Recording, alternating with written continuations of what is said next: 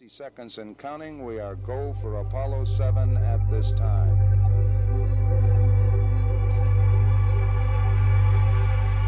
T-minus 50 seconds. The vehicle now pressurized, and the vehicle is go, as is the spacecraft. Our second speaker for today is a private pilot, a military aerospace historian, has lectured across the USA on the unique subject of mystery aircraft and classified propulsion systems buried deep within the military-industrial complex.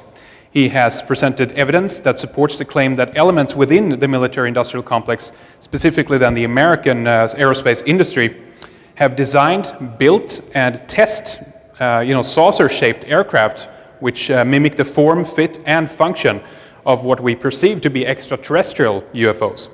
So the question is, does this technology now exist actually to take ET home? Well, he's done a lot to dig out information about the black budget, off-black budget, special access programs that have laid the financial groundwork for those who have been developing secret aerospace mega projects. This material is really interesting. It's kind of fills some of the missing gaps between what we know exists and what is speculation as well. So this will really kind of help to solidify the subject as well that we heard so much about from Mark. So it's going to be really interesting. He's going to talk to us about the man-made versus ET issue. So give a big round of applause for Michael Schratt. Well, good morning, everyone. I want to thank you for giving me the opportunity to join all of you today. What I'd like to do for you today is give you a brief overview of some of the classified aircraft that have been developed within the military-industrial complex. I want to talk about some aircraft that might be considered UFOs, but may actually be man-made craft. I want to discuss the black budget, and then I also want to talk about some crash retrievals. But really, I want to have some fun with this presentation, and we've got quite a bit of material to go over here. I thought I'd begin with this interesting entry that was put into a book published in 2007 called The Reagan Diaries. And here on page 334, this is Reagan speaking to. It says, "Lunch with 5 top scientists. It was fascinating. Space truly is the last frontier. And some of the developments there in astronomy are like science fiction, except they are real. I learned that our shuttle capacity is such that we could orbit 300 people. So I want to ask all of you today, the shuttle only holds 8 astronauts. How does Reagan get this 300 people going into this shuttle system? How could this possibly be true?" Then we've got some interesting statements made by Neil Armstrong. It says, this is July 20th, 1994 at the White House. "There are great ideas undiscovered, breakthroughs available to those that can remove one of truth's protective layers. There are places to go beyond belief." Neil Armstrong, 25th anniversary of the Apollo moon landing. Then we have Above Top Secret by Timothy Good. Interesting statement here, a transaction between a scientist of an MI6 individual and Neil Armstrong. And this is page 186, so I'm not just making this up. "Professor, what really happened there on Apollo 11? Armstrong, it was incredible, of course. We'd always known there was a possibility. The fact is, we were warned off. There was never any question then of a space station or a moon city." "Professor, how do you mean warned off?"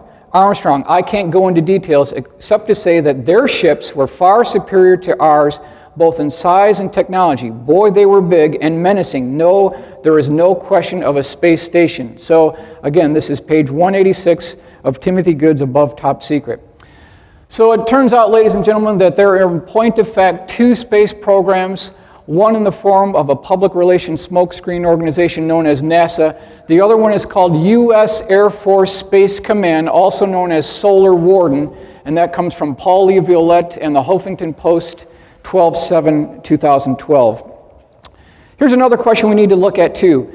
Did the Rockwell star-raker go operational? Is this what Ronald Reagan was talking about when he talked about the capability of orbiting 300 people? Obviously, he wasn't talking about putting those people into the shuttle cargo bay.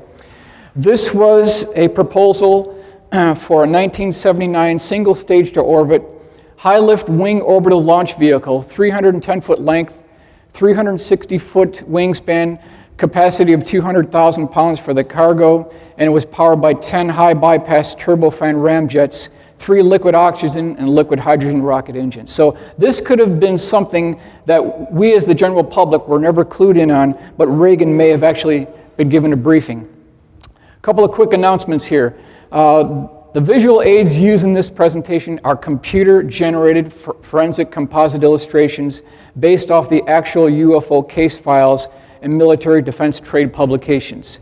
Source material was QFOS, NICAP, the APRO archives, Aviation Week Space Technology, Jane's Defense Weekly, Invisible Residents by Ivan T. Sanderson, which I highly recommend, Uninvited Guest by Richard Hall, Magic Eyes Only, UFO News Clipper Service, Wendell Stevens Archives, and the Leonard Stringfield Collection. I kind of want to start right here, and you might be thinking, why in the world am I showing a picture of a Dorito here? What does a Dorito have to do with a secret space program?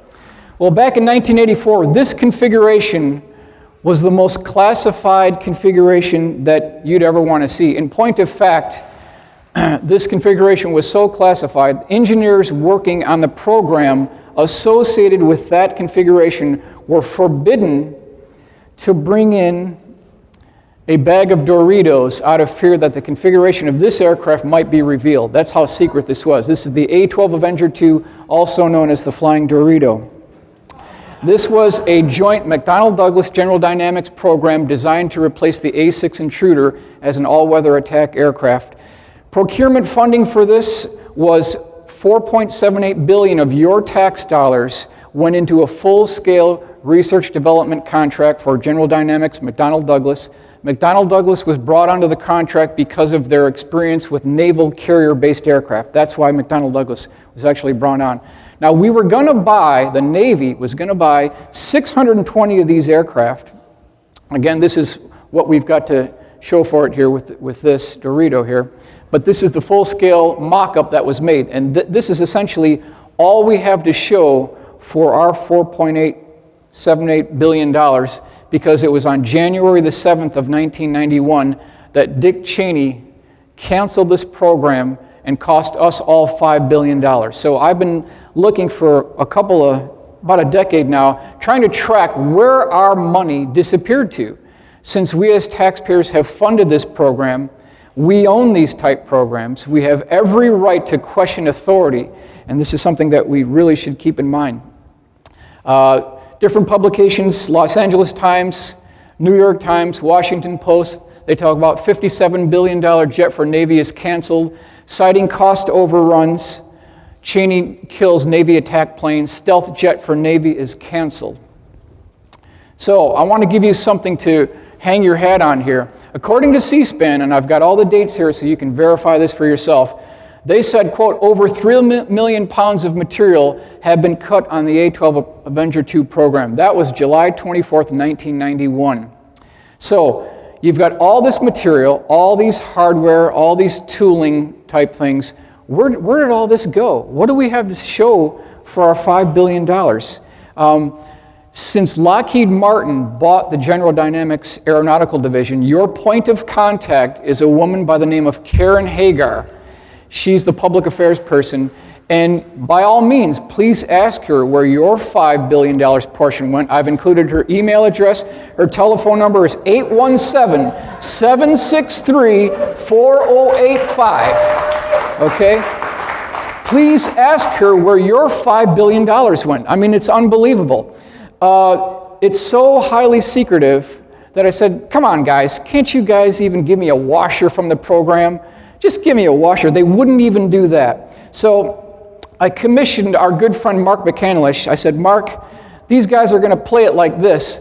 Would you please put together an illustration depicting what the A-12 Avenger II would look like on the assembly line? And this is what we came up with, and it's a really good drawing by Mark McCandlish. And so, ladies and gentlemen, I believe that this is probably the closest we're ever going to see regarding the A-12 Avenger II program. However, there may actually be more to this story than meets the eye. There might be something secret going on with the A-12 Avenger II. This is a letter written to a colleague of mine by the name of Lee Graham. This is from Armin Victorian, date December 30th, 1992. I want to bring your attention to this bottom section down here. And he says, Section A, Navy's A-12 prototype was completed and flown by Lockheed. Completed and flown by Lockheed. Okay. 2 other sources have confirmed from General Dynamics that right around 1990, Lockheed basically picked up the pieces of the A-12 Avenger II program from General Dynamics. They've confirmed that there were, in point of fact, 2 assembly lines running at General Dynamics. One was the Navy version, which was canceled by Dick Cheney January 7th, 1991, and there was a secret Air Force version of this aircraft. Now, when Ben Rich, who is the head of the Skunk Works between 1975 and 1991, when his team at the Skunk Works took a look at this edge here, they noticed that a single straight edge was very bad for radar cross-section. So Lockheed Skunk Works engineers designed a notch into the trailing edge. They also clipped the wingtips to reduce the radar cross-section, and that is the AX-12 Air Force version of the A-12 Avenger II, which is completely black. Now, back in 2000, a 1/3 scaled up version of this aircraft, which is used as a stealthy troop insertion aircraft, was actually built by Lockheed. It's between the F-117 in size and the B-2. So there's this interim aircraft between those 2 aircraft. That aircraft was sighted over Amarillo, Texas by multiple eyewitnesses. And then in last month, I was with Steve Douglas, who's another aircraft researcher, and we were at this exhibit here. This is a very interesting hangar complex that they have on the other side of the tarmac, and he brought his radio with him, and he overheard the term Little Area 51 at Cannon Air Force Base. So it appears that there's a smaller version of Area 51 at Cannon Air Force Base. Now we've got the Boeing Phantom Works bird of prey. This was declassified October 2002 under the Bush administration. $67 million procurement funding from Boeing on this particular program. It made 38 test flights between 1992 and 1999. Basically, this aircraft was the first aircraft to use low observable stealth technology for one-piece solid construction. And it also had 3D virtual reality design and assembly processes involved with this aircraft. Procurement funding, again, is $67 million. It was 47 feet long, 23-foot wingspan. Important point to keep in mind on the Boeing Phantom Works bird of prey is that when you have a proprietary program, it is exempt from FOIA requests. So you can't get anything else on the Boeing Phantom Works bird of prey. This is one of those proprietary programs. Another drawing done by Mark McCandlish, talking about the Sneaky Pete, also the Have Blue prototype, and then Boeing Phantom Works bird of prey. Detroit Free Press, secret ledger hides military projects. Pentagon black budget has tripled under Reagan administration. So I want to quote my sources, Detroit Free Press, February 8th, 1987. They had a very interesting graphic illustration, which I've redone in AutoCAD here to give you an idea. Now, if you look at the procurement funding on these programs, in 1981, the black budget grew by just over $500 million. Now, by 1988, that figure rose to nearly $9.122 billion. So you can see there's this exponential growth in the black budget. Federal spending by category, procurement spending for agriculture was $26 billion. Transportation was $28 billion, but the Pentagon's black budget for fiscal year 1988 was $35 billion. So they're spending more on black budget programs than they are for education. So is there a mismanagement of funding here? Do we have bridges breaking? Do we have schools falling apart? That money could be put into other programs. Total spending for procurement funding of the Air Force for 88 was 51, of which 19.1 was in the black budget.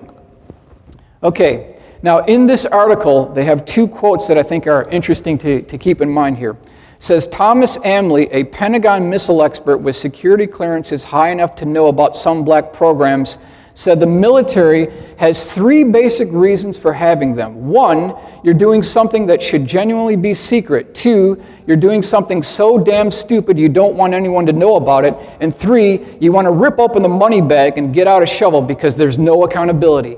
So when you talk about black programs, there is no public scrutiny, no congressional oversight. Second one here, it says, in a black project, people don't worry about money, said a 31-year-old systems engineer who has worked on 4 black projects at the Space Systems Division of Lockheed Missiles and Space Company in Sunnyvale, California. Here's what he said. If you need money, you got it. If you screw up and you need more, you got it, said the engineer, who asked that his name not be published. You're just pouring money into this thing until you get it right. There's no incentive to do it right the first time. Who's going to question it? So you can see the mentality of what we're really up against here. Aviation Week, Space Technology, December 24th, 1990, summed it up really well. 8 years of the Reagan administration were very good to the black world. Really sums it up nicely. Now, how do you get this information? Where do you go to track the black budget? It turns out every January 27th of every year, a public relations program in the form of this document, which is available to the general public, is called RDT&E Programs R1. That stands for Research, Development, Test, and Evaluation Programs R1. You can pick this up at the Library of Congress. And in this document, they list programs that are within the Department of Defense. Over here you've got the line items, and then you've got how much was spent. But when it comes to classified programs, they don't tell you anything about it. For instance, senior year operations, forest green operations. No technical details, no information regarding how much procurement funding was done on the program. So what you end up doing here is you take the total amount and you subtract the knowns, and what you're left with are the unknowns or the black programs. Now, how can we verify this? Defense Daily, July 14th, 1988, also had their procurement funding. And you can see here, Theme Castle, no information, just a code name. Senior Citizen, we've got Omega. It's a black program. We don't know the details. So again, you take the total amount, subtract the knowns. What you're left with are the unknowns. This is an interesting publication, 1970, J.W. Fulbright. He really brought it home. It says, the greatest threat to American national security is the American military establishment and the no-holds-barred type of logic it uses to justify its zillion-dollar existence. These programs have gone rogue, no congressional oversight. Couple of quick code names I want to bring to your attention here. This comes from John Andrews, who's the Senior Project Design Engineer at Testers Model Corporation in San Diego. He was tracking these black budget fundings, and he wrote this FOIA request to the DoD, and a couple of things we want to look at here. Rosetta, classified program. Housekeeping, what's housekeeping? Redbird, and then the 2 final ones, 4 and 5, Rainbow, and something called Snowbird, which we really want to get into. Groom for secrecy, Groom Lake toxic burning alleged. Las Vegas Review-Journal, March 20th, 1992. They really did a good job on this article. Basically what they're saying is, during the stealth program, vintage 1981 to right around 1988, according to this article, Burbank Lockheed Skunk Works Division was basically trying to get rid of all their toxic chemicals, solvents, resins, and they put these in 55-gallon drums, and twice a week on Mondays and Wednesdays, an 18-wheeler tractor-trailer truck hired by a foreign company called NDB would drive all the way from Burbank Skunk Works to Area 51. They'd follow this perimeter road, they'd go past the residential area, and then these 300-foot-long burning pits dump these 55-gallon drums into these burn pits and throw jet fuel on it and ignite the whole thing. So I ask all of you, is it any wonder that our Area 51 engineers are dying of cancer when you've got this acrid, toxic smoke burning and flowing right over the residential area? So I'm zooming in to Area 51. That's the world's largest runway. You could put one space shuttle landing on either side and still have 5,000 feet between the two aircraft. And then I'm going to zoom into this area. The hangar surface area on the bottom here are what's known as the Red Hat hangars for the Soviet MiGs. Before that, they were the A-12 hangars. Just in back of the Red Hat hangars are what's known as the U-2 spy plane hangars. That's where final assembly was made for the U-2. We've also got the residential area, and then up here on the corner, we've got the area where it shows the burn pits right in here. So that's what we want to focus in on. Here's a 1968 photo of Area 51 showing the residential area. These are the burn pits here. So the question I want to ask all of you, this is something we really should answer. Who is the idiot within the Air Force, Department of Defense, EPA, that allowed them to do this right next to the residential area? I mean, talk about lack of planning. It's just horrible. They had a sidebar article within this Las Vegas Review Journal that I really want to talk about here. And it's talking about the bar that was at Area 51 called Sam's Place. And this is what they talked about from one who was actually there. Extravagant living on a secret base. So this is your tax dollars at work here. A favorite watering hole was Building 170, the hangar-sized centerpiece of the base's recreational complex. It is listed in one base directory as Sam's Place, a bar named after a Central Intelligence Agency official who once ran the base, said a source involved in base operations during the 1980s. Sam's Place was a dark, fully carpeted nightclub with large padded chairs and a bar ring with stools that rivaled the largest ones in Las Vegas, the source said. The club had 4 pool tables, dartboards, and a big screen.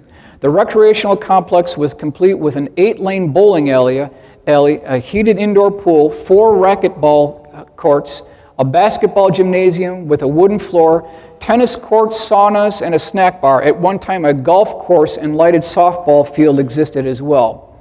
Supplies for the base were flown in from Hill Air Force Base in Utah aboard C-130s.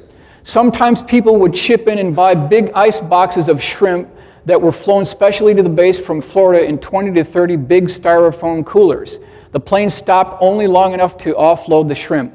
And then the final one here, some colonels, he said, had very extravagant tastes, including one who had grapefruits flown in from Israel at $25 a piece and requested deliveries of canned tuna from South America that he estimated cost the government $26 per can. So here's your tax dollars at work with these big guys over here at Area 51.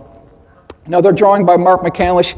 This is the McDonnell Douglas Manta-Ray. 18 of these aircraft were built by Desert Storm. They flew along with the F-117s as a digital real-time intelligence gathering aircraft, specifically photographic type aircraft. It was also carrier capable. It had a interesting arresting hook and also a launch contraption in the front for carrier-based operations. Very low radar cross-section aircraft, and had twin-canted vertical stabilizers that you can see here. Orders of magnitude lower RCS than the F-117. Something called the Flying Artichoke has been sighted at Air Force Plant 42 and Holloman Air Force Base. It has a crew of 2, pilot and a weapons system operator. It has a very interesting tail arrangement here with a porous aft section that absorbs sound. It's capable of carrying 6 2,000-pound laser-guided weapons. So this is the Flying Artichoke. Now, right around 1989, we started hearing these reports of something called the Aurora. That's definitely not the code name that's actually used, but that's a catch-all phrase, really. And on August 1989, Chris Gibson, who was an offshore oil drilling platform operator, he noticed a KC-135 flying overhead that was flanked on the left side by 2 F-111s that had their wings extended. And then directly behind the KC-135, there was a black triangle that had a 75-degree swept wing configuration that he could not identify, and he was a member of the Royal Naval Observers Corps. So if there's anyone who couldn't identify it, who should have, it would have been Chris Gibson, because he's very well versed in identifying aircraft in less than 1 second. So we've reversed the image to show you what this actually could have looked like. This remains today, even today, a classified program. Now, if you look in the Boeing archives, you'll see this motif, this legacy of development regarding 75-degree swept wing configurations for hypersonic aircraft. This may be a configuration that Chris Gibson actually got to see. Another drawing by Mark McCandlish. Interesting backstory on this aircraft. When the colonel who first laid his eyes on this particular configuration, when he saw it for the first time, he said that that was an elegant lady, and so that name has stuck with this particular aircraft. It is a 2-stage-to-orbit space plane consisting of a mothership and a parasitic aircraft that's launched from the spine of the mothership. Each of these wingtips is estimated to be about 16 feet tall. It has a pilot, co-pilot, and something called a launch control officer. He is the liaison between the mothership and the parasitic aircraft, and he sits aft in the last seat here. It has 2 canards that can retract for high-speed flight. It's powered by either 4 combined cycle pulse detonation wave engines, or as Mark mentioned, the scramjets too. Now, what evidence do we have for this? Aviation Week Space Technology, August 24th, 1992, talks about eyewitnesses who saw this in the Antelope Valley, Lancaster, Palmdale area, so we've got some good sightings there. This is the model called the SR-75 penetrator that was done by John Andrews, who again is the Senior Project Design Engineer at Testers Model Corporation, San Diego. And we believe that the mothership configuration here is about 85% correct. This parasitic aircraft that he has here has the correct wing sweep angle, but the configuration of where the engines are, we don't believe that that is correct. This is a photograph of John Andrews, so if there was any question about this gentleman's integrity, it was never challenged because he was a gentleman until he passed away in 1999. His veracity was never questioned, so you can hang your hat basically on information provided by John Andrews. A good scale model of what this looked like. Interesting thing, people who have seen this said that the configuration and color of this aircraft was kind of a light white or gray configuration with a blacked leading edge. And then the air intakes on this aircraft were diagonally cut at 45 degrees. And they said that people who saw this particular aircraft take off said that the air intakes were so large that you could drive a Volkswagen right into these. So we're talking large air intakes. John McNeil put this together, shows you the 2-stage orbit spaceplane system. Again, you can see the air intakes in this location and these large winglets. This is a top view looking down, shows you the scale of this aircraft here, and then we believe that this aircraft is not called Aurora, but in point of fact either Senior Year or Senior Smart. That's believed to be the code name for this particular aircraft. Now, one other propulsion system that may be associated with the mothership of this aircraft is something that Mark T. Constantine, who was the Aerojet Tech Systems Division Manager, this is 1985, he gave a lecture. Here is one propulsion system that may be associated with that 2-staged orbit spaceplane system. Here's what he said: the air turbo ramjet, or ATR, is a combined cycle air-breathing engine which we commonly refer to as cold turbine technology. By combining the rocket engine and air-breathing engine technologies, the ATR can achieve static thrust-to-weight capability in excess of that available from our most advanced turbojet and turbofan engines. The ATR continues to produce thrust as Mach number increases, which enables acceleration to more optimal cruise altitudes of 90 to 120,000 feet at Mach 5. So this is exactly the kind of speed range we're talking about here. But then there's a question that comes up, this strange anomaly that comes up. This took place May 30th, 1991. John Andrews, who we mentioned before, put in a telephone call to Ben Rich. And this is something that Ben Rich volunteered. He wasn't prodded by John. This is something that Ben Rich came up with. This was published in the 1993 OFNI World Almanac, so I want to give you the source of where this came from. The Spanish translation to English here is, if I were to use the word snowbird, I would be in jail. If I were to use the word snowbird, I would be in jail. What is Ben Rich talking about? What could be so secret, so classified, so unacknowledged that Ben Rich would get thrown in jail for even using the word snowbird? I mean, what's actually going on here? It turns out in 1982, Pratt & Whitney, who has a long history with Lockheed because they developed the J-58 that powered the SR-71, they developed something called a Magneto-Hydrodynamic drive, also known as an MHD. A couple of quick points. Utilizes electric and magnetic fields. So this is not an engine, ladies and gentlemen. This is a drive system. There's no moving parts. It probably is the propulsion system for Snowbird, developed by Pratt & Whitney in 1982. Speeds above Mach 20. So that's way out there in the speed regime. Hypersonic Aurora, what could this thing actually look like that uses the MHD drive? Something that Jane's Defense Weekly, December 12th, 1992, had a really good article about the configuration. Again, we see this 75-degree swept wing configuration, so there's this motif that's going through the 1960s all the way up to the 1992 article here. Now, Wizard of Oz, somewhere over the rainbow. Is this, is there more going on here? Somewhere over the rainbow. This is the song that Dorothy sang in this very popular movie. Is there something more going on here, or is this just a song here? Let me bring your attention to this letter from Robert Jameson to John Andrews, February 28th, 1994. Here's what he said. It says, he was a military monitor. On 367.7, I overheard a conversation between a KC-135 tanker at 47,000 feet calling Rainbow 1 that they were on station. Approximately 7 minutes later, Rainbow 1 called quote-unquote Big Boy for a fill-up. The tanker returned the call but said if you would turn on your lights, it would be easier to find you. Rainbow 1 told the tanker to go to Secure Channel G, end of transmission. So, if the Aurora is launched over the top of the mothership called Rainbow, somewhere in the ocean west of Hawaii, is that where we get the term somewhere over the rainbow? If Rainbow is the mothership aircraft, it's a possibility. Aviation Week, Space Technology, November 11th, 1991. We're not going to read the whole thing, but just the top here.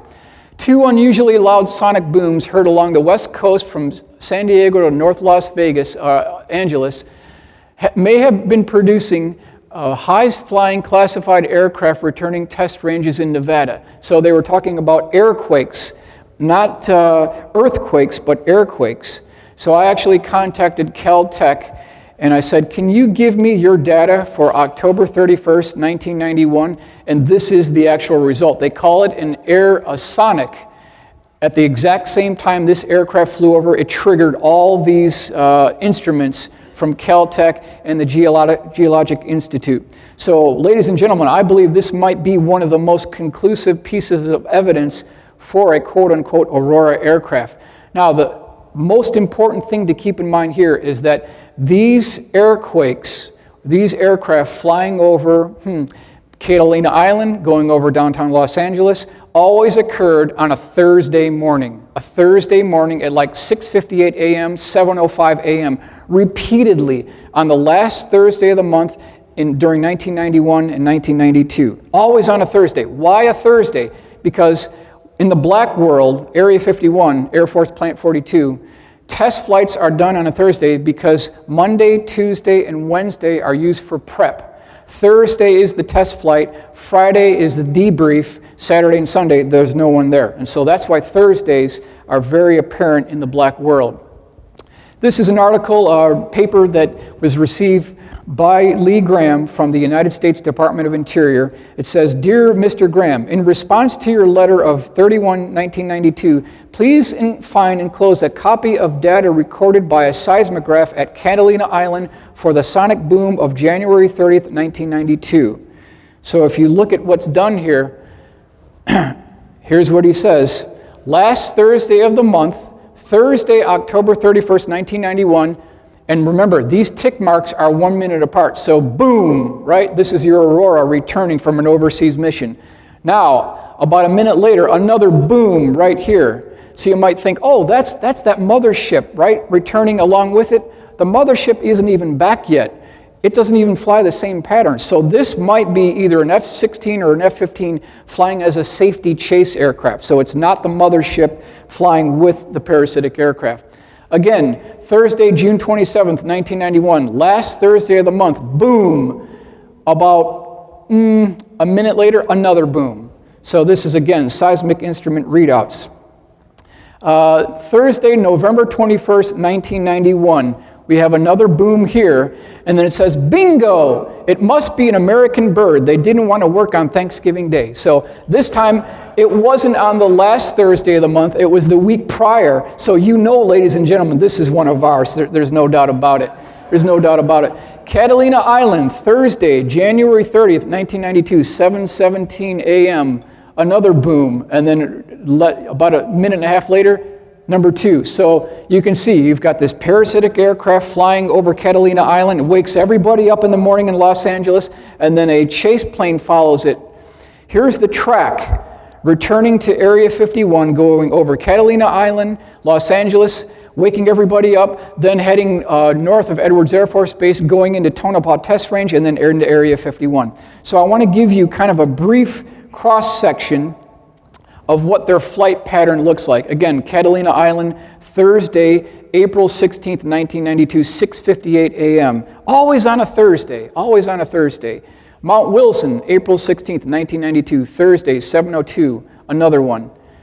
It just goes on and on. The evidence is overwhelming. Okay, so here is a typical snowbird mission profile flight path. This came from Jim Goodall. I asked Jim, I said, Jim, what's the flight path of these aircraft? And so he said, this is Jim Goodall's interpretation of what these aircraft may be flying. He believes, ladies and gentlemen, that this is a nuclear proliferation monitoring aircraft, because at the fall of the Soviet Union, they had to figure out a way to monitor all this fissionable material that was kind of loose within the former Soviet Union. So he believes it's a nuclear proliferation monitoring aircraft. So what you do here is you start at Area 51. You take off from Area 51. You take up a magnetic heading of 310 degrees. You fly over Alaska. At this point here, you're still with the mothership. You're at about 30,000 feet at Mach 1.7. It's at this point you launch from the mothership. You pour the coals to it right here. You go over Russia. You make a 90-degree left-hand turn. You start heading south. You're over Turkey. You're over Israel.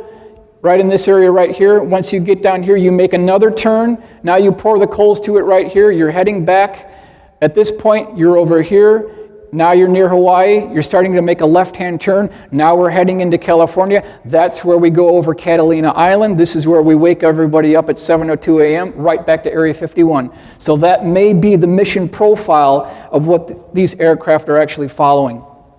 Now, this is something I got from the John Andrews collection, which I was fortunate enough to acquire. This is 14th August 1981, letter to Ben Rich, former head of Lockheed Skunk Works between 1975 and 1991. It says, Ben Rich, your crew responsible for 2 very strange birds leaving at dawn, just at first light from George Air Force Base. One white, one gray, said to be very Lippish-like, good acceleration, good climb, don't loiter around George, and not seen for the rest of the day. So John included a sketch of something that may have departed George Air Force Base, August 1981. Now, turns out that there's some very good information from Bill Scott, who's the former Rocky Mountain editor of Aviation Week Space Technology. This is March 6, 2006, talking about a program called Black Star. It appears, ladies and gentlemen, that there are 2 versions of this technology. There's one built by Lockheed that's launched from the spine of a mothership, and then Boeing has one called Black Star, which is airdropped from the belly of the craft. So that's the different kind of configurations that are used. This is a Steve Douglas illustration with an XB-70 type configuration. Is there any proof to back this up? This is a U.S. patent, February 7th, 1982, 1989 by Boeing, and they include a parasitic aircraft that actually fits up inside an indented section under the belly of the mothership. So we've got patents to back this up. We've got eyewitnesses reported within that article that also talk about this as well. Then we come across this particular letter to Pete Ames from John Andrews. It says, 22nd February, 1994. The place, Kadena Air Force Base. The time, the weekend of 13th February, 1994. It says, emergency call from manned aircraft to expedite recovery at Kadena Air Force Base, coming from north, tracked speed at Mach 4.2. Diversions for other aircraft in area. Aircraft recovered and quickly placed in secure hangar. Red 3 lockdown declared by base. Other pilots landing kept and slept in ready quarters. One white-gray C-5 launched from Holloman Air Force Base. 3-day lockdown at base. So something made an emergency landing at Kadena Air Force Base. And this is the configuration per the Bill Scott article. They also mention that there was a solid rocket booster that is loaded into the aft end of this vehicle. So we're definitely talking at least Mach 4.2 for this particular configuration. The truth is out. Air Forces Monthly, March 1997, September 26, 1994, was the date of an event that has never been talked about in American press. I had to get an overseas publication for this. And the details regarding this case was a top secret aircraft believed to have been a classified variant of the YF-23 by Northrop. Had a crew of 2. On the application of military power, somehow the landing gear collapsed right up here on the nose gear, and this thing kind of ground to a halt. The pilots were fine.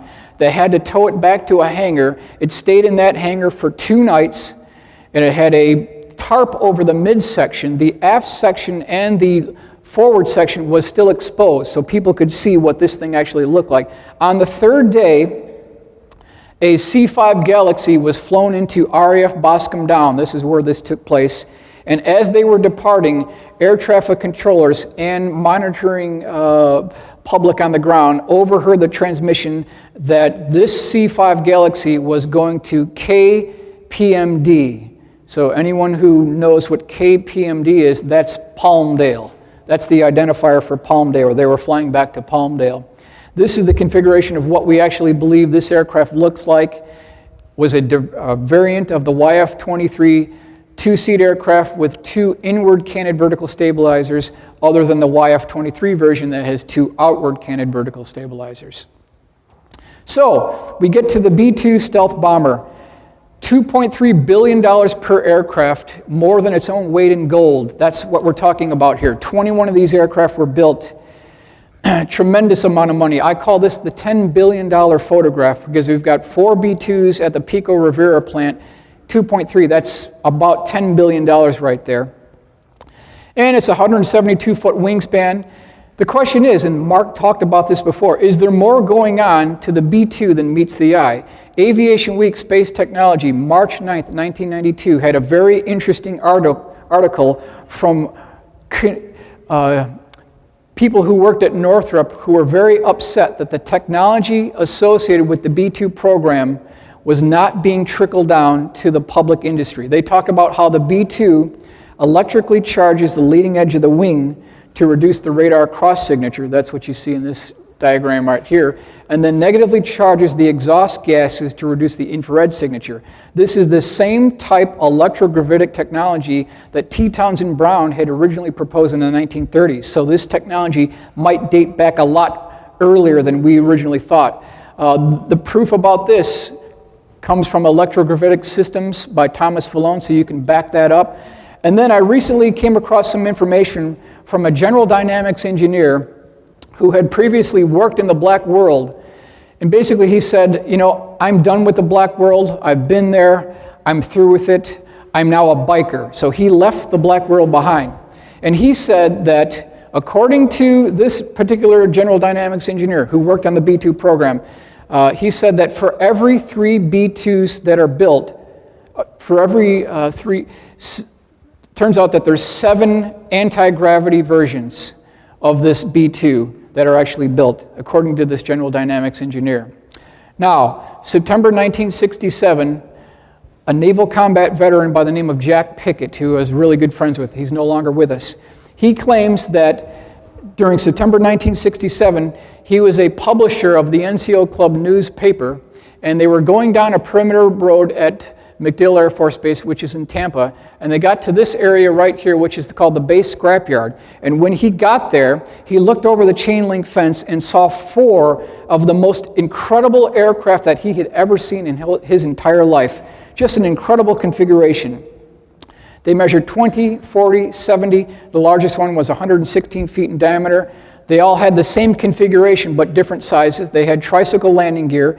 There was an air intake on both sides of the pilot's compartment, and then this very huge vertical tail that tapered back to the pilot's compartment had control surfaces along the circumference of the disc.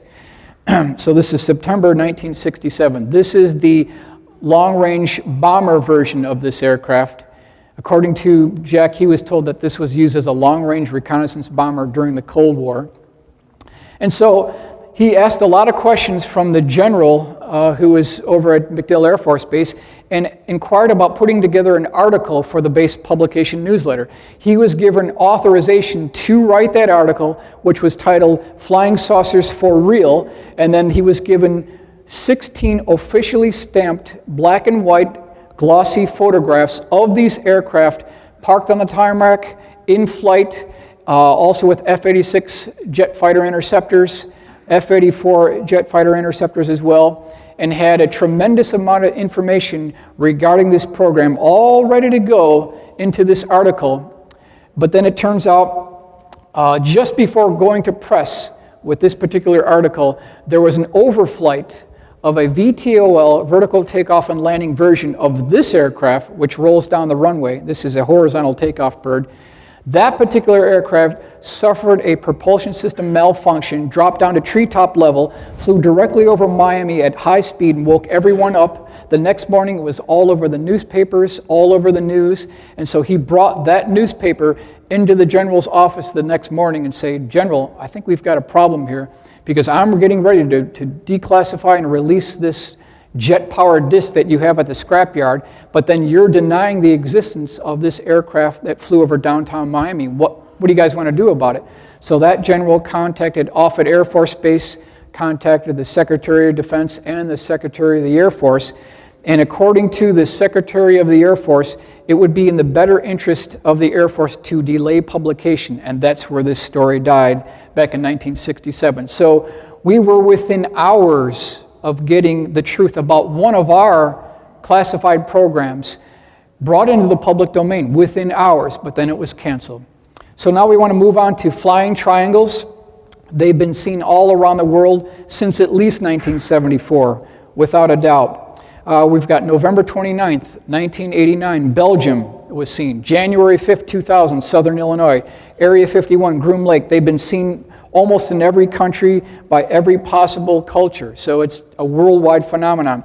We've got a case over here of a red one with this exhaust port here. We've got a case in Detroit. We've got Belgium cases. So a brief cross-section of these aircraft have been seen all around the world. The primary features of these triangles, they usually have a white light on the corner of each of the triangle. Some of these are between 200 and 300 feet across. This midsection is generally about 20 feet across. And then there's always this interesting structural work on the bottom and probably a red or amber light in the center of the bottom section of the craft. That's kind of the overall view of what we see here. March 31st, 1999, Kirby, a very significant sighting. And if anyone in this room is a skeptic, I just invite you to look at this gentleman's testimony. Colin Saunders, you can Google him. He gave a really nice 20-minute lecture regarding this particular sighting. A very honest gentleman. I totally believe his case. He was with his family driving home at around 9:50 p.m. after dinner when they came across this particular craft. He saw the aft end of it first. It was tilted up at about 15-degree angle of attack on the left-hand side. And then he said the bottom of this craft tipped up, but it tipped up from the back end. And he said, he used the term that it looked like it was submerged underwater. That's how this actually moved underwater. Here's the view of what it looked like from the aft end. He said it was totally silent, and then he said it had these very interesting raised box sections on the top of the craft. The exterior pictorial version of the exterior of the craft looked like a flowing liquid mercury. It was almost alive. And he said that it was his belief that these extruded sections here were part of a docking mechanism with a larger craft. So as this thing flew over, he could see the bottom of it. It also had these raised sections as well. And then as this thing flew over, you can see a forward section right here. It disappeared from view, but then way off into the far horizon, there was a much larger ship that had a red light on one side and a green light on the other side, and he said that this particular aircraft appeared to be trying to dock with that larger craft. So that may be the reason for these interesting raised sections here. This thing was approximately 50 feet across in conjunction with a Cessna 172 that has a 27-foot wingspan. Here's Colin Sanders here. Here's his UFO model. And when I saw that UFO model, I said, wow, I want to have one of those. So I took his technical blueprint, and then in AutoCAD, I put together this schematic drawing here, which is a cardboard stock model. And I produced this for each and every one of you. So you can have a black and white version of this, so you can build your own UFO at home, which is an actual authenticated case. This is what the model looks like right here. This is what the bottom of it looks like right here. And so I have one for each one of you. Now, November 22nd, 1985, 15 miles northwest of Madison, Wisconsin. Very interesting case because of this interesting tube section on the bottom of this aircraft. But we don't only have the illustration, we've got the eyewitness testimony. It says the underside of the craft resembled, quote, the back of a refrigerator, like a collection of condensation pipes that ran back and forth. So keep that in mind kind of as we proceed here. I asked the question, is that what you would expect to see on the bottom of an alien spacecraft? I mean, really, I thought you aliens were 100 million light years ahead of us, and yet you're flying around in these vehicles that look like the back of a refrigerator? Someone's lying to you, folks. Someone's lying to you. I can assure you that. January 5th, 2000, this was the first mass sighting of triangular aircraft after the year 2000, seen by at least 4 police officers, seen by a miniature golf owner who said that this craft looked like a 2-story ranch fly right over his golf course. Very well documented case. Another case for skeptics that might be sitting on the fence. Please examine the January 5th, 2000 overflight of southern Illinois by these triangular shaped craft. Some of these had a red and green section in the aft portion, always these white lights at each of the corners, and then an amber or red light below the belly of the craft. Newspaper clipping service picked this up. It was seen over DuPont County, multiple counties within southern Illinois, not too far from St. Louis. May 23rd, 2001, Allen Park, Michigan. This gentleman saw this craft fly over his taxi, actually, blocked out the stars as it flew over. April 3rd through the 5th, 1975, Lumberton, North Carolina. This craft was seen by multiple police officers. It had an interesting cutout notch section in the back end of the triangle, red lights along the leading section here, and then a high-intensity white light that was shining down a beam onto the ground, seen by multiple eyewitnesses. This is the cutaway drawing here and shows you kind of an isometric view. This is the row of the lights on the leading edge of the craft. Again, this cutout section is another motif that we see throughout these different craft. Now, this is a very interesting case that I got from David Marler, who is the premier researcher in triangular UFOs. We don't have a date, but we know the location was Oregon. According to this eyewitness, this particular craft was about 180 feet across, large triangular-shaped craft with these rounded corners in this location here. According to the eyewitness, this particular craft parked itself, hovered about 20 feet above the river, the Little Pudding River in Oregon, and then it started dropping down this 8 to 10 foot diameter metallic tube, went right into the river, started sucking up this water, and then he noticed that right next to this tube, water was coming out too. So the water's going up, water's coming down, and then he said there was a blue beam of light that exited off the left end of the craft. And then he said something very interesting. There was lights pulsating across the circumference here. And then there what looked like these 3 landing gear legs that popped out of the bottom. But these weren't landing gear legs. He called them overflow valves because water was shooting out of these overflow valves. And then there were 3 orange orbs that popped out of the bottom of this thing. About 2 minutes later, after this had completed whatever it was doing, he said it sounded like a washer machine. These orbs merged back into the craft. This craft slowly took off, and then when it reached about an altitude of about 1,000 feet, this thing took off like a spark off a grinding wheel. So that was that particular, almost a USO case. Enormous turbine blade UFO, January 21st, 1997, Puerto Rico, also came from the David Marler files. Basically, a primary eyewitness saw this particular craft hover near his location. Now, if you look at the size, he estimates between 500 and 800 feet across. We're talking a massive ship here. Multicolored lights along the leading portion of the vehicle. Then he said it had this section on the bottom that had these rotating turbine blades. But it was his impression that these turbine blades were rotating far too slow to support this vehicle. So there's no way it could be the primary source of propulsion, according to the eyewitness. He also said that there was a strange being that had a pear-shaped head on a transparent cupola or dome section of this aircraft.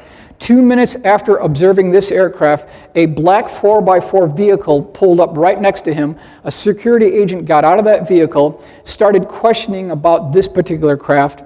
No sooner did that security agent start interrogating the primary eyewitness, 2 identical craft to this first one popped out of the clouds and started following this original craft.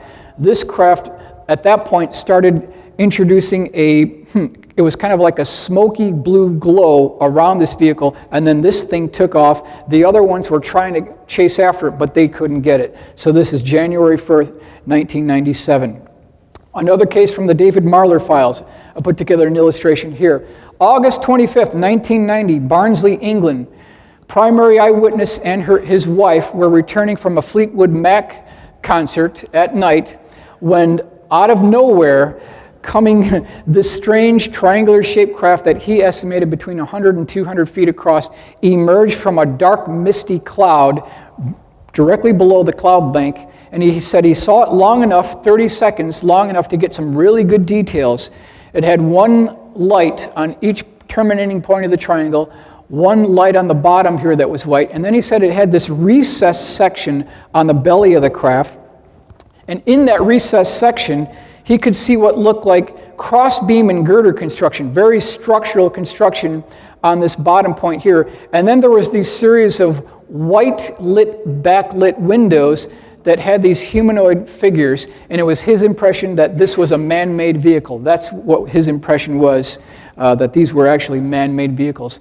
This particular individual on the right seemed to be either pointing or waving back to the primary eyewitness.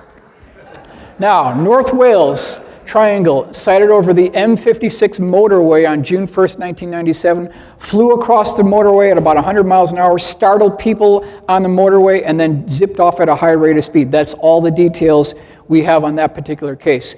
So now we move on to the ever-present, ubiquitous, everyone's favorite triangle, the TR-3B. Anything having to do with the TR-3B has to be credited to Edgar Fouché. I want to give him credit for Edgar Fouché. Also want to mention that Edgar Fouché has no first-hand knowledge specifically dealing with this aircraft. So he didn't work on this program, but he claims that he knew people at Area 51 who did. I want to make that perfectly clear. Also want to state that I don't want to divert any way, shape, or form or percentage from his original testimony. I want to give you his straight answers to a number of questions that I brought to his attention. This is his response, so I don't want to divert from anything that he had to say. Technical specifications regarding the TR-3B.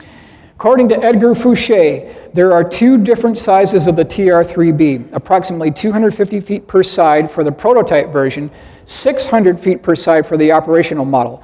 The overall mission of the TR-3B is logistics support and transportation for the Secret Space Command.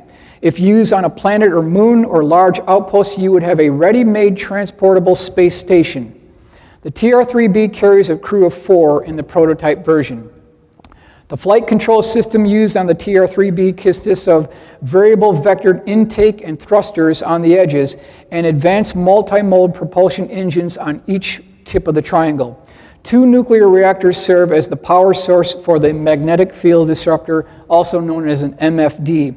The magnetic field disruptor utilizes a mercury liquid plasma, which is pressurized to 250,000 atmospheres and rotated at 50,000 RPM, resulting in a distortion or warpage of the localized gravity field by up to 89%. Therefore, G-forces are also reduced by 89%. So in effect, what he's saying is that this MFD interacts with how gravity interacts with mass. So you could be doing 1,000 miles an hour, make a left-hand turn 90 degrees, and you'd only feel 11% of the G's. That's what he's talking about. He's not talking about anti-gravity per se, but a disruption of the gravity field. Materials used to construct the TR-3B consisted of advanced composites, metamaterials, and titanium. 3 prototype TR-3Bs were built. Cost per TR-3B in $1990 was $1 billion per craft. Sightings by Edgar Fouché is 1975, high in the atmosphere at night at Edwards Air Force Base, 1976 within the southern part of the Nellis Range, and the late 1970s Groom Air Base. That's the one we want to focus on. TR-3B utilizes telescopic landing gear legs with T-pads, operated by the National Reconnaissance Office, the National Security Agency, and the CIA.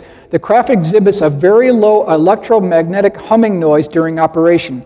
1 light was located on each tip of the triangle. The craft incorporates electrochromic panels used for daytime stealth operations. So when you talk about electrochromic panels, what they're essentially doing is they're electronically transferring the image in what's in back of the craft to the forward portion, essentially allowing it to blend in with the background, basically bringing it invisible. Vents on the side of the craft serve as variable vectored intake exhaust depending upon which direction the vehicle is going. So this is a drawing put together showing you these vents right here. This is the crew compartment and then the magnetic field disruptor right here. So then I asked Edgar Fouché, Edgar, instead of you just talking about the TR-3B, can you give me an illustration of your sighting? This is what he came up with. This is Edgar Fouché's illustration of his sighting. This would have been 1979 at Area 51. This is Avionics Building Number 9, the Avionics Laboratory at Area 51. Again, this is the longest runway right here. And he was going from the Avionics Laboratory to a blue blacked out windowed bus, Air Force bus. So it was about a 100-foot walk. And as he's walking to this bus, they had him wear these blacked out welder's goggles so he couldn't see anything around. Edgar Fouché is a pretty big guy, so when he looked down, there was a crack between the top portion of his forehead and the top portion of these welder's goggles, and he could see a crack of light. He looked outside that light and saw the TR-3B about 500 feet away. This is according to Edgar Fouché. So if you look at this runway diagram, you look at the buildings, remember these are the red hat hangars right here, we're talking at least 500 feet. And so that's how close he got to perhaps one of our classified flying triangles.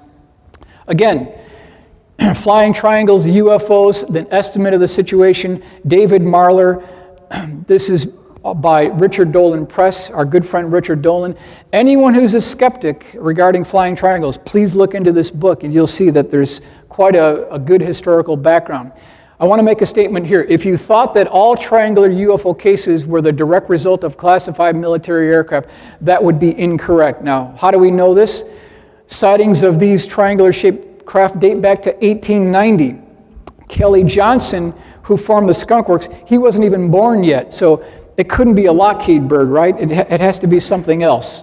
Now, when we talk about these liquid mercury plasma engines on the magnetic field disruptor associated with the TR-3B, that's the same thing we hear about on these Vimana aircraft that were 2,000 years before the time of Christ in the ancient Indian Sanskrit text. They talk about liquid mercury plasma engines with these Vimana type crafts. So this technology might date back much earlier than we thought.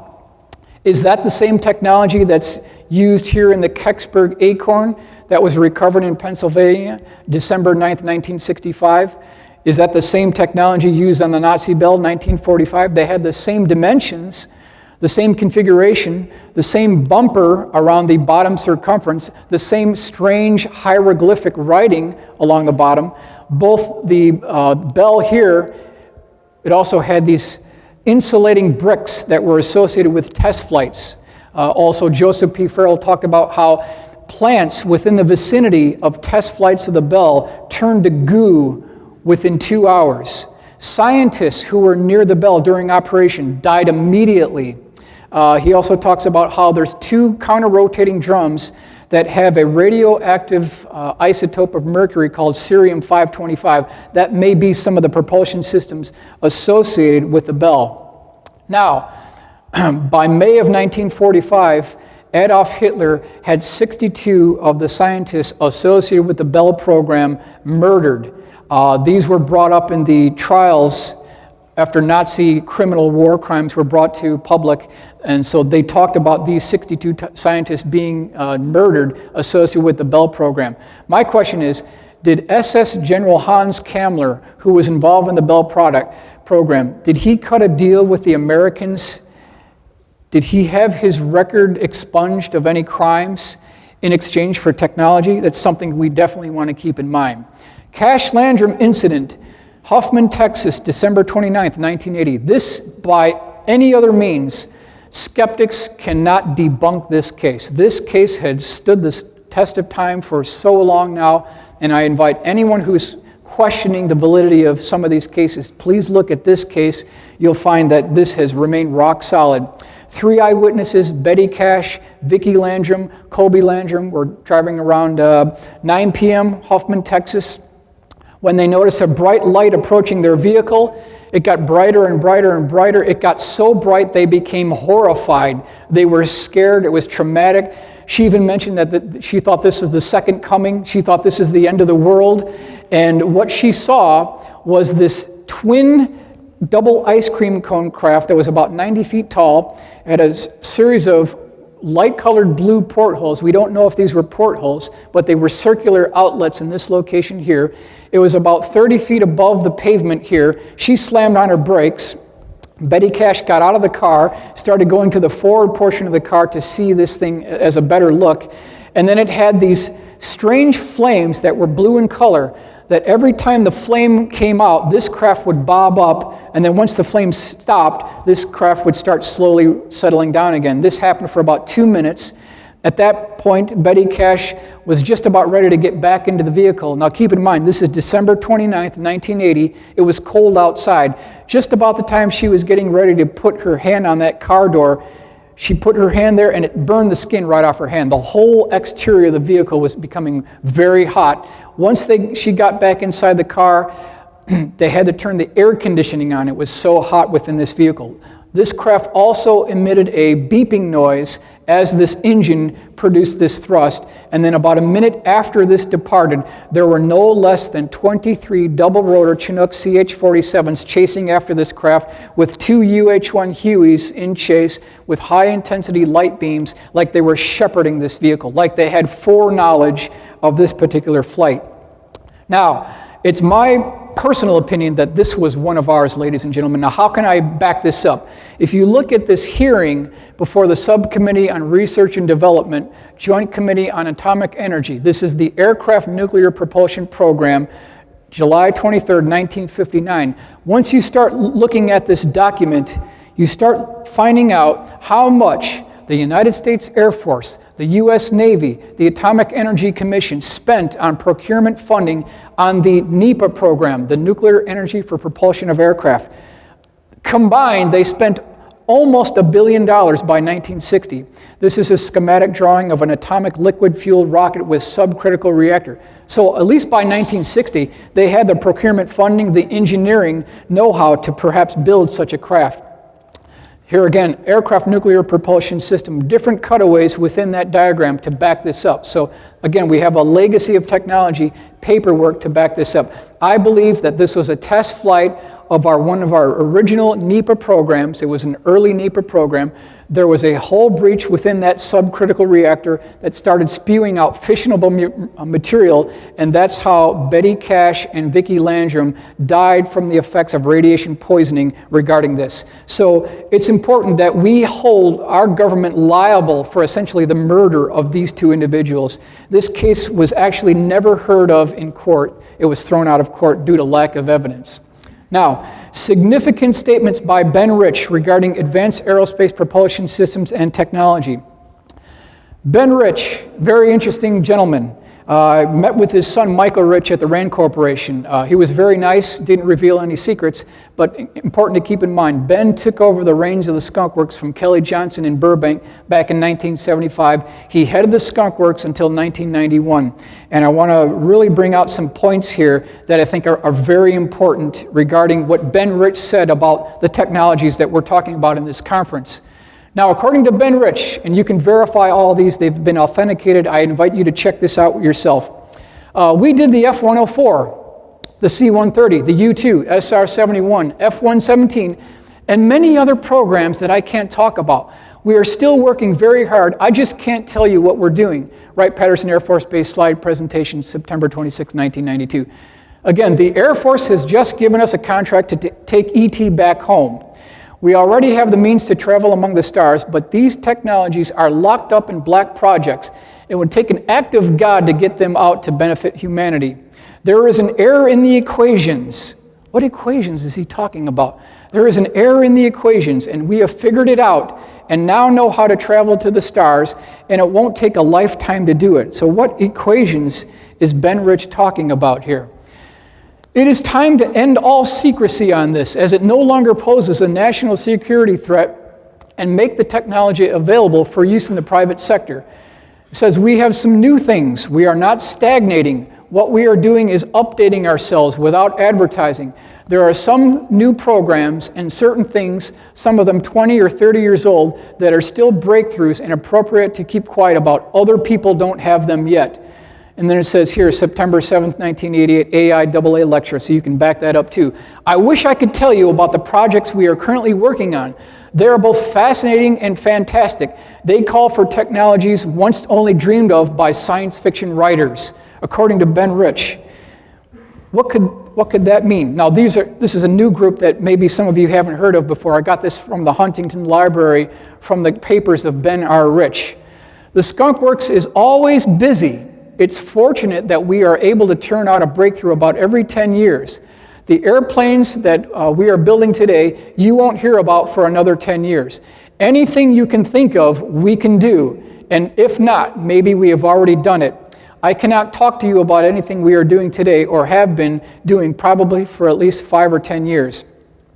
If you saw the configurations I have on my desk today, they're mind-boggling, because if you can think of it, we can design it at the Skunk Works. So that's according to Ben Schratt. And ladies and gentlemen, I don't think you're going to get a better group of comments regarding advanced aerospace propulsion systems.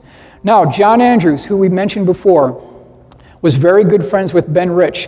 These two gentlemen, over decades, played this word Scrabble game where Ben Schratt would kind of submit little hints to John, and that's how he was able to design the F-19 stealth model that turned out to be the highest selling plastic aircraft model of all history. Over 1 million units were sold. So John Andrews wrote a letter in 1986 to Ben Schratt regarding his personal opinion of UFOs, even of crash retrievals. This is his original reply letter to John Andrews, dated July 8th, 1986. It says, "Dear John, in response to your letter of July 1st, I am a believer, and so is Kelly Johnson." So he's talking about UFOs, extraterrestrial technology. So if it's good enough for Kelly Johnson, to me, it's good enough for me.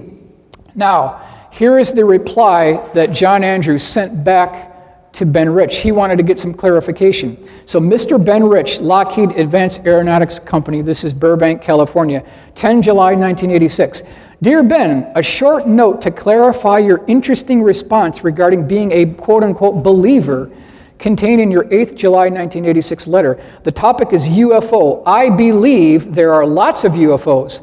I am also tending to believe there are two types of UFOs or categories. A, man-made UFOs. B, extraterrestrial UFOs. I believe with certainty in man-made UFOs. I am tending to believe there are also extraterrestrial UFOs. Having the highest respect for both you and Kelly, I'd appreciate knowing your belief in both categories. So then Ben Schratt sent back the letter. I was able to get the actual letter. Lockheed Company letterhead, July 21st, 1986. Dear John, this is a response. Yes, I'm a believer in both categories. I feel everything is possible. Many of our man-made UFOs were unfunded opportunities. In both categories, there are lots of kooks and charlatans. Be cautious, Ben Schratt. So, The $64 billion question is, what did Ben Rich mean when he talked about unfunded opportunities, UFO? Was Ben Rich talking about programs that didn't get funded at the Skunk Works? Or, as some have suggested, which could be a possibility, was he talking about freebies or hand-me-downs that we got for others? Is that a possibility? It's certainly a possibility. But by 1995, Ben had passed away, so we don't know the answer to that question. Now, a good friend of mine, Jim Goodall, wrote a letter to Ben Rich, basically requesting a taped interview. Just go over a couple of quick points.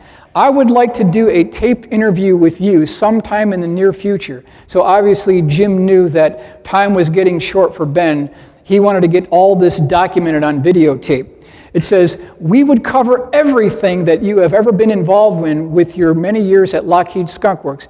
We would cover all bases, leaving nothing out. He also said that he'd be glad to hold on to that tape for 10 years, 20 years, until he decided that it was appropriate to release into the public domain. Now, unfortunately, that interview never took place because, as we mentioned, Ben Rich passed away in 1995.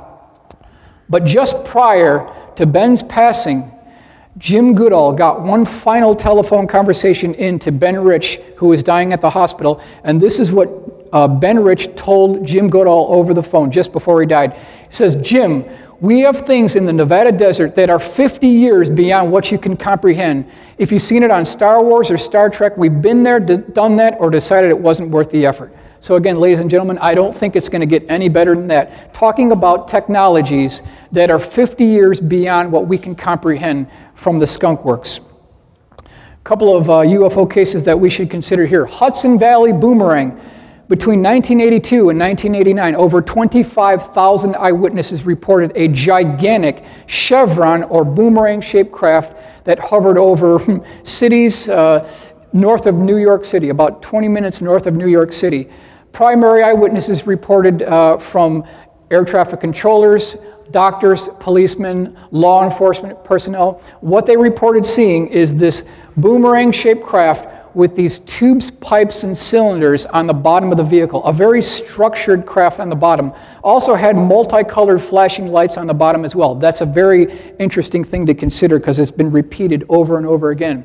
Now, March 24th, 1983, Taconic Stark Parkway, New York. This is on a Thursday.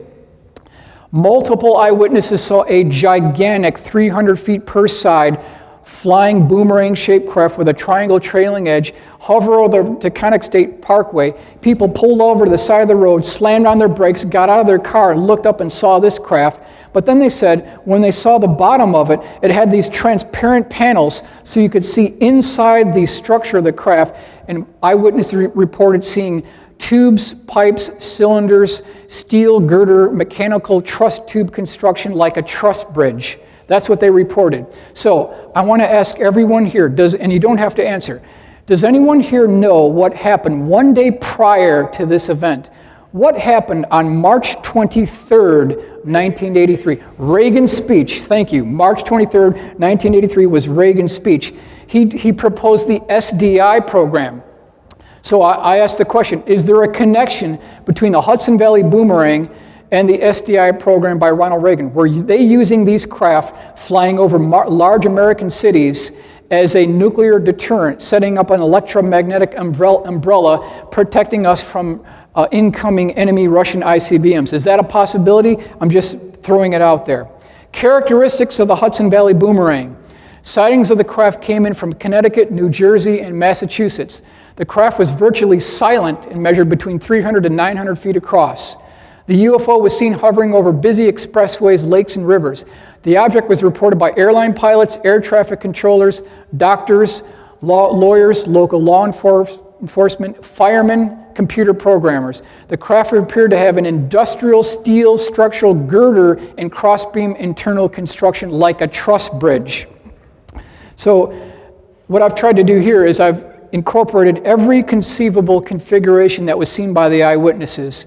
Again, we've got this tubes, pipes, and cylinders that was seen on the bottom of the vehicle, a triangle trailing edge, And then here we've got this section here showing you these transparent panels. Over here I've shown you the original configuration of the B-2 stealth bomber. This is vintage 1983. Northrop spent $22.3 billion of our tax dollars designing this B-2 stealth bomber. 1983, they had absolutely nothing to show for our $22.3 billion. At the end of 1983, the Air Force and Northrop decided that they no longer wanted to have these low-altitude bombing platforms, and they changed the wing configuration to the double W that we see today. That cost all of us $1 billion for the wing redesign. Now, instead of me just talking about it just by myself, I wasn't there. I want to give you the eyewitness testimony directly from the people who saw this craft. This is Dennis Sant, very respectable gentleman. Here's his quote. This is Philadelphia Inquirer, September 28th, 1984. As it hovered, I could make out dark, smoky-colored metallic beams underneath, huge beams, according to Dennis Sant, March 17th, which was a Thursday when this actually took place. Again, Monique O'Driscoll, she sighted the object on March 17th, 1983, on a Thursday. This is her quote, and this is her painting that she made of this craft. I could see the underbelly part. It's solid. It had metal-type work, like cross beams and tubular things hanging down here and there. I was so close to it, I could have thrown a ball and hit it. That's from Monique O'Driscoll. This thing flew right over her head. Now, June 24th, 1984, Indian Point Nuclear Power Reactor. Something very significant happened on this particular night. I believe it may be one of the top 3 UFO cases of all history.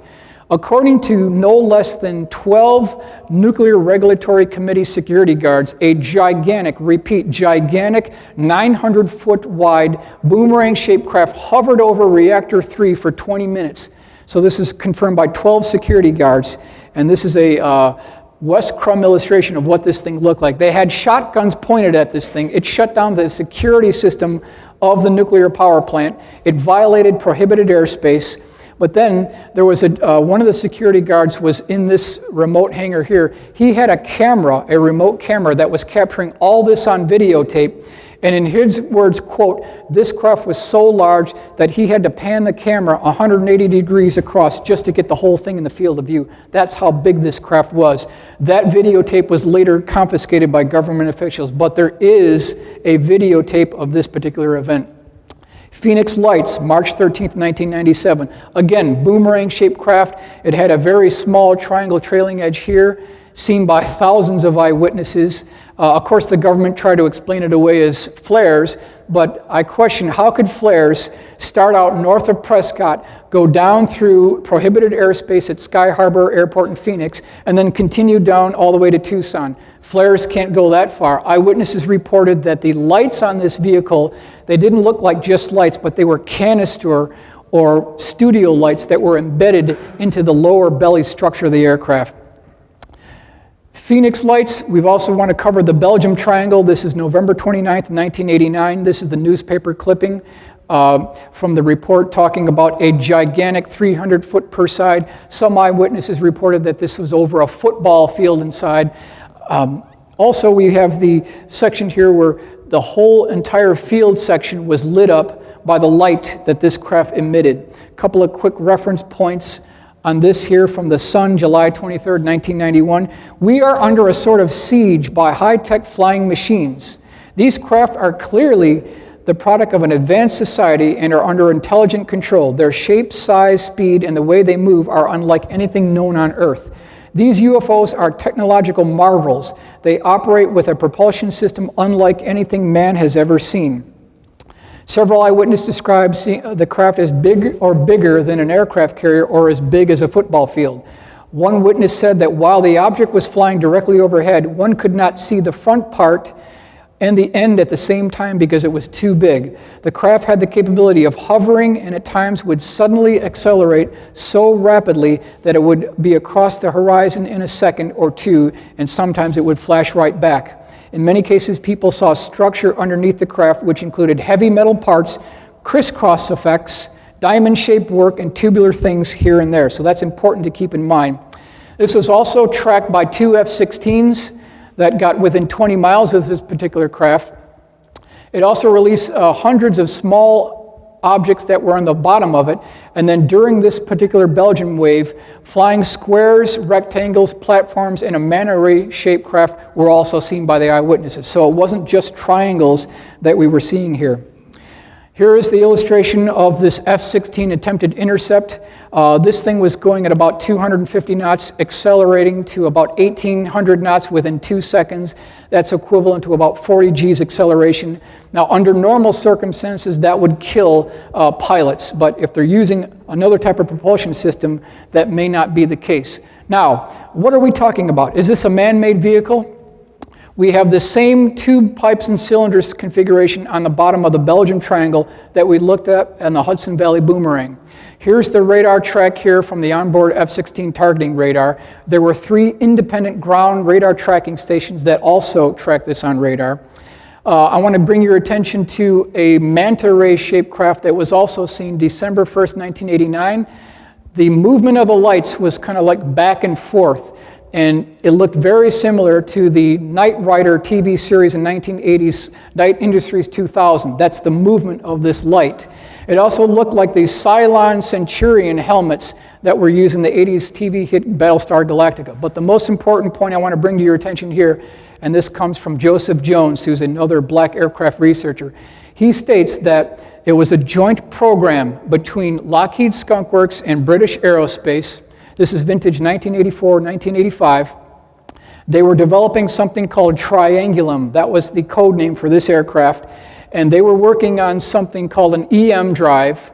And this is part of a program called Brilliant Invader. That was the code name for this operation. So ladies and gentlemen, I submit to you that this may be, in point of fact, the explanation for the Belgium Triangle Wave 1989-1990, which was the Brilliant Invader joint NATO training exercise.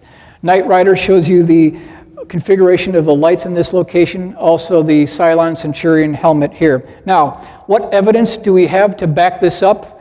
Is it just fairy tales, or do we have something to back this up? Jane's Defense Week, September 4th, 1996, has a very interesting article regarding the relationship between the UK and the US regarding stealth technology. The UK's relationship with the USA on stealth runs very deep, has been going on for many decades, and is extremely secret. Do we have anything else to back this up? It turns out that by the 1960s, they had accumulated so much information regarding what was done after World War II, when British intelligence was basically sucking up every shred of evidence recovered from the Nazis regarding radar cross-section development. That report was put in something called the Dawson Report, and then during an unknown date within the 60s, that report was brought over to Washington, D.C. and given to the defense contractors, probably Lockheed. So the other piece of evidence here is this very interesting book called I Could Tell You, but then You Would Have to Be Destroyed by Me by Trevor Paglin. Very interesting patch in this location right here. You'll note that the location of the beam of light is similar to the location of where the Belgium Triangle sightings actually took place. So ladies and gentlemen, I hope I've presented both sides of this case. I want to leave it to your discretion to decide who's who and what technology is actually being used. My point here is I'd like to see this technology handed over to the scientific community for the betterment of everyone on this planet, and I want to thank you for your attention. Excellent. Very good. Thank you.